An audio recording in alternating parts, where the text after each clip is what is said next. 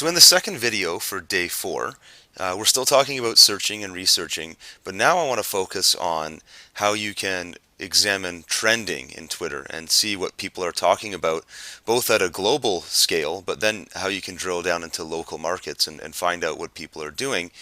And this helps you with your research to know what people are talking about in which areas.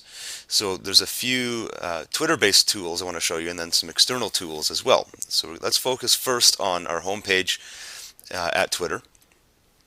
And when you go to your homepage, you can see obviously your latest Twitter feed. But on the right side, there's a section here called Trends.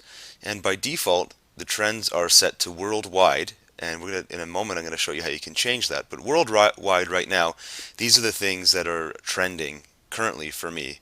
And so you usually see celebrities' names in there, like Kirk Cameron is in here right now. And at any point, you can click on it. So let's click on Macaulay Culkin. I don't know why people are talking about him right now. And even this first guy is saying, why does anybody care about Macaulay Culkin? Now, for all we know, this guy might be saying that because he knows it's a trend, and why not say it and hopefully pick up some followers? And that's often what people will do. Something for you to consider. Talk about the trending things globally and get in on the conversation, meet some people that way. So this is looking at what's trending right now worldwide. If I go back to my homepage, I can also change that. So let's say we focused on Chicago for the last example. Let's go back to Chicago right now and see what's trending in that town. So it refreshed it over here on the right. I can close this window. And now the list here, a lot of the things are the same. But here I can see Jonathan Toews, who's I know is a hockey player in Chicago. That certainly wouldn't be a trending topic in Los Angeles or New York City. So knowing local trends can also help. These trends are very wide, meaning there's a lot of people talking about them. If I click on Jonathan Toews, you'll see somebody mentioned him a minute ago, 8 minutes ago, 2 minutes ago, 3 minutes ago, and so on. So this is stuff happening right now. Best way to use trending topics is, like I already talked about, getting involved in current conversation where there's a whole bunch of people talking about it. And there's a number of different reasons why you might want to do that. But that's how you would kind of leverage the standard trends. Also, just to quickly point out that if you go back to search.twitter.com, anytime you go there, it's going to show you the most current global trending topics. And as you refresh the page, this is going to change. I'm going to try it right now. I don't know if it's going to work, but let's refresh this. And it doesn't look like anything changed here, but this literally will change by the second or the minute. At least by, every hour this is going to be different because people talk about different things in real time on Twitter. So that's sort of trending at a high level. But then you can look at trending at a little bit lower level. There's a couple tools that I want to show you right now. So the first tool I want to show you, I'm going to open up a new tab here, is called trendsmap.com. TRENDS map, trendsmap.com. And this shows you a map it actually starts showing you a map of the world, and then you can drill down and go. So let's zoom out actually so I can show you exactly what we're looking at here.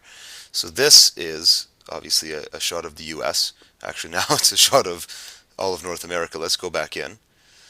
And what's shown to you, it can get a little bit confusing and sometimes it doesn't work all that quickly, but I like to show this as an example because it's kind of a cool application. It's real-time local Twitter trends. What you can do is see exactly what people are talking about in very specific locations. And I'm almost certain that by the time you watch this video, you could probably do a Google search for other similar type of tools and find similar type of results. So don't limit yourself to Trends Map, but this is giving you an example of what kind of things are available. We'll zoom in a little bit more here. If I look over here, I can see there is a hashtag for Mizzou. So I'm guessing somebody's probably talking about college sports. So let's go in here and you chime in right. I love this application. You get to chime in on the conversation for the hashtag Mizzou, but that's also, we know that's now trending in that particular region. And it's even telling you where. It's actually trending in an area called Columbia. So pretty cool. And that's right in Missouri. So you can now chime in on that conversation if you're from that area. Even if you're not from that area, get involved. Maybe you want to market to that area. this type of application can be really, really powerful. It can also produce a lot of non-marketable stuff as well. So you just kind of have to use it to your discretion. But knowing what's trending in local areas is something that's never really been available to marketers before. So I'm sure you could probably think of ways to put this to good use. And that's TrendsMap. So we can move on now to the third tool, which is something called TweetMeme. So now I'm here at tweetmeme.com. That's just tweet, meme.com. And TweetMeme is actually, it's also a blog, it's a website, but it's also a blog plugin that many bloggers use to allow people to retweet or tweet out their blog posts or articles or anything written on a website. And I'm sure you've seen them before. I showed it in an earlier example. Um, it usually looks like this kind of button here. So you read a cool article, you go, "Ooh, that's cool, I want to share it with my followers," and you simply click the retweet here. It pops up right within your browser. It asks, the first time you do it, it asks you to authenticate with Twitter, and off you go. But as a content publisher, having the tweet meme button makes it really easy for you to have your readers share your content and make it go viral for you. The tweet meme website will show you things that are trending in the in sort of like the marketable promotion area of Twitter. So if people are promoting a blog post really heavily, you can come into TweetMeme and see what is being promoted really heavily. So you can come here, for example, in the last 24 hours, what have been the top things that have been sent out through TweetMeme, and you get it listed in reverse order. So 52, almost 5,300 tweets for this particular article here about a company admitting their product is a scam. So it usually gets a lot of publicity, and that goes right to the top. But if this is something you need to be aware of and you weren't, then TweetMeme just gave you an insight into a trend that you probably should be fully aware of and get involved in that conversation, go read the article, tweet it out, and so on. And as you move down, you can see the things that are up and coming as well.